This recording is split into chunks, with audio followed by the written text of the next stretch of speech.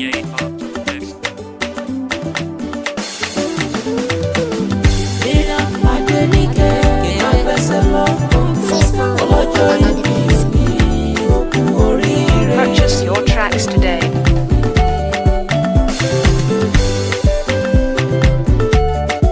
Adenike òkú oríire òkú kí ọkú ọdún tuntun. Congratulations jọ. 365 days tẹ́lẹ̀ kí n ṣe kéde bí ọjọ́. Fìyí fóníbù ọ̀rẹ́ tó mú ọ̀rọ̀ ọdún tuntun. Yòókù yẹ bàbá oníbù ọ̀rẹ́. Ẹ jẹ́ ká fọpẹ́ fún bàbá Jèhófà Olódùmarè.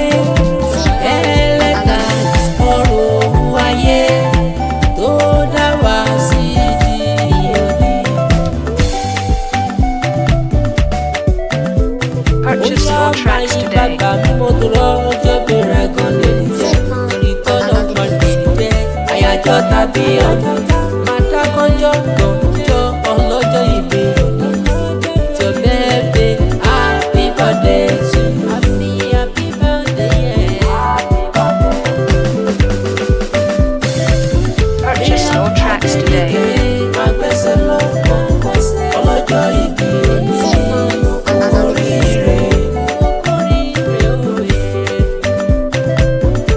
Olúwa tó yìn ló pè mí ó.